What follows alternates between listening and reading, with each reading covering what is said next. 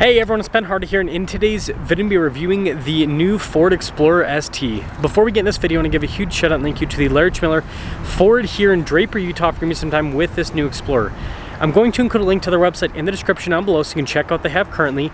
If you have any questions or need any help, just ask for Scott. Also include a link to my car buying guide. Let's get into it.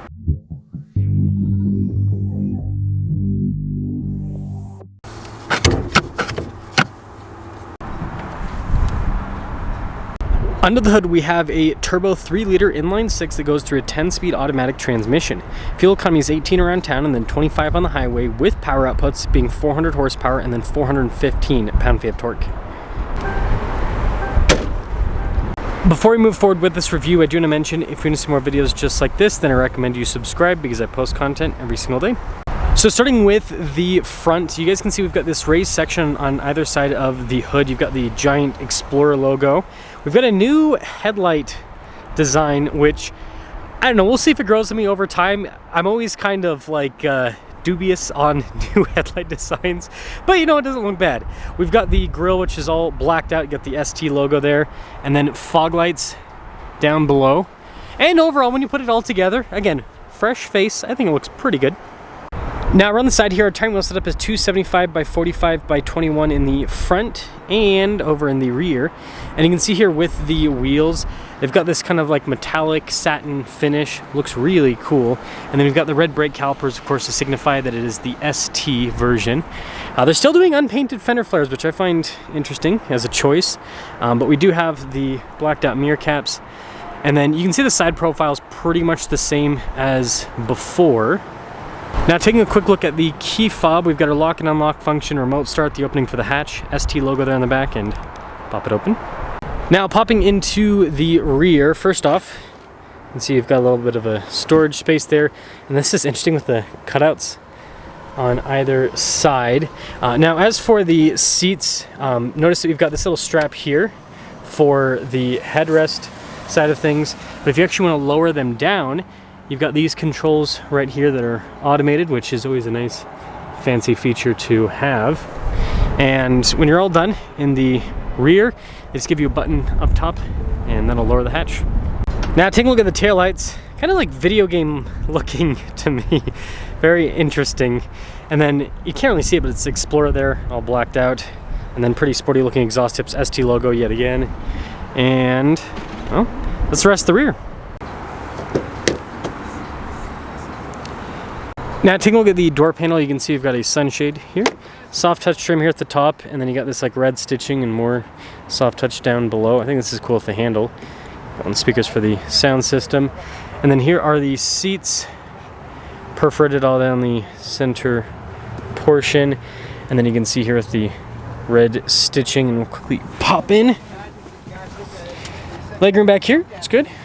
Got a little storage pocket. We've got our own climate zone here in the rear heated seats as well. We got some charging ports on top of that. There is ventilation up top too.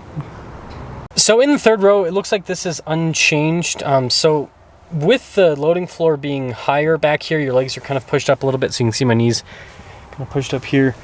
We've got a USB port here in the back. We do have some vents up top, so that helps out a bit. And then these seats look pretty cool. Got some of the nice stitching on them and everything. But yeah, I wish that Ford would change this so that it's not so I don't know, cramped back here, but it's pretty typical of the segment also. Let's head to the front. Now taking a look at the front door panel, you can see the soft touch here and down below with all the stitching. All of our window controls. We've got our mirror adjustments, memory seat function, blind spot monitoring with the mirrors, and then Ford Performance down below. And then here are the seats. It's pretty cool. ST there. Perforated all down the center portion. Of course, got power adjustments on the side. And more of that kind of red stitching, light controls there as well.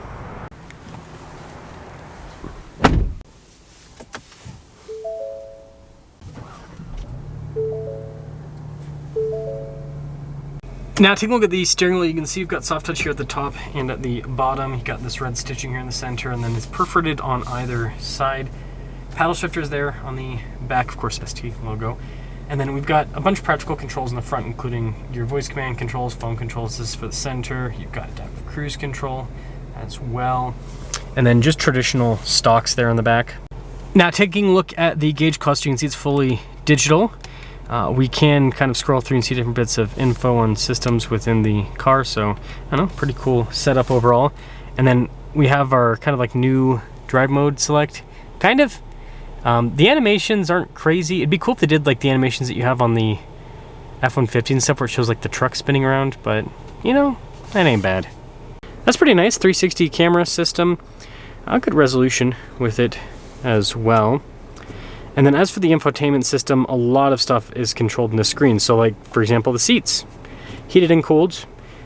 You gotta heat the steering wheel, but that's all on the screen. Same thing with the climate controls as well. And so yeah, I hope you like the screen. Even the hill descent controls on the screen now. Crazy. Manufacturers want to put everything in the screen. And this has massaging seats. What? Whoa! Wasn't expecting that. Ford, you've won me over with your massaging seats. But yeah, quick response time though, at least. Nice trim all the way across, and then it is soft touch at the top of the dash as well. And then you can see here with that, it says Explorer. It's pretty cool. And then you got the red stitching all across. We've got our wireless phone charging pad here. You can see the volume control, auto stop start, and then notice with our parking assist there as well, stability control, auto hold and everything. And then down below here, this is kind of like a little charging storage area. It's interesting, the little tab that you click. Dial shifter, still got that going on. The parking brake, drive mode select, and some cup holders. And then center console is pretty big. Got more of that stitching. Notice that's all throughout.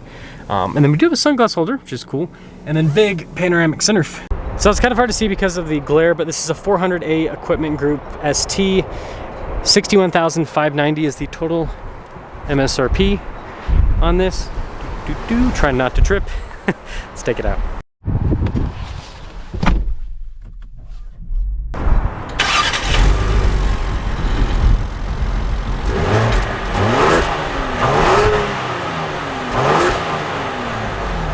Well, let's talk about visibility before we set off.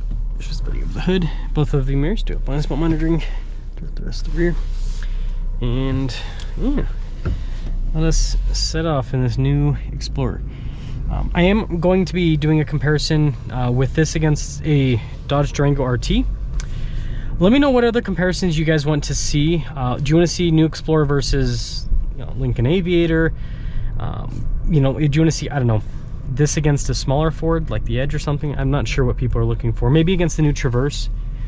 But whatever comparison you want to see with this new Explorer, just let me know in the comments and I will put that together. That turn signal, listen to that turn signal sound.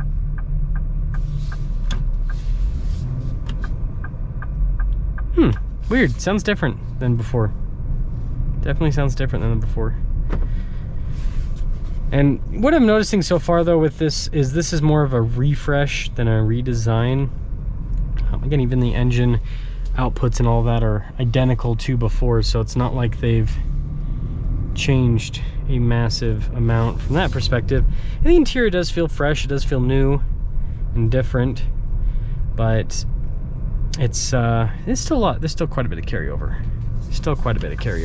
Which isn't a bad thing. Explorer's a nice car, but I think that some people might have hyped this up to be more than it is. Ooh, that truck's gonna be taking a wide turn.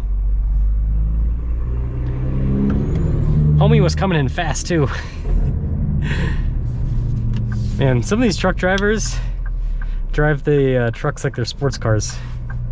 And it, honestly, like, I'm not even mad, I'm impressed. I mean, obviously it can be dangerous sometimes, but like, I'm just like, how are you turning that fast with something that weighs that much, that high of a center of gravity? I don't know. The driving skills are impressive, but they're sometimes scary to be around. So I'm gonna pop it into sport mode here. And I think we might have just come at the wrong time where it's gonna be pumping traffic through. I will say these seats are really comfortable and the massage function's cool. You look at this, there's cloth trim right here. Ford? They're cheaping out in the areas where you're not gonna look. Anyways, this is a 400 horsepower performance 3-row SUV with massaging seats, and it's like 60 grand. I don't know, that's pretty cool if you ask me, in terms of the value proposition. I think that's pretty dang solid in today's market where everything's like $2 billion. Whoo! Yeah, that's quick. That's for sure. That is quick as it gets. And that's the thing that makes the Explorer ST way more exciting than a lot of competition is, you know, most SUVs in this segment are going to be sub 300 horsepower, which, you know, is fine for a family car, but, you know, I mean, like let's look at the one that people always look at, Telluride, right? Kia Telluride. That is fully loaded, you know, with similar features to this: massaging seats, heated, cooled seats, all of that. You're looking at $56,000, so $5,000 less than this, but you got sub 300 horsepower, and I don't know. Just a thought, like this isn't that much more expensive than the competition, but it has way more performance. And so I think that's pretty exciting. The only thing that I feel like could stand in line with this would be a CX-90 and a Dodge Durango RT in terms of the performance. Maybe that's a comparison. Let me know if you guys want to see this versus a CX-90, because that's got the, you know, the high output twin turbo inline 6, or not twin turbo inline 6. It's like mid 300s for the horsepower. So anyways, a new Explorer ST seems like a pretty cool package. Again, like I said, this is more of a refresh rather than a redesign. So if you want a fresh face, fresh infotainment system, but a similar drive to what the Explorer ST has offered, then that's what this will provide. It's not going to, I don't think it's going to blow your mind in terms of how this drives compared to the previous version, because it's pretty similar, but it you know, it just has some more modern looks and interior to go with the performance that is still, you know, segment leading in a lot of ways. Let me know your thoughts.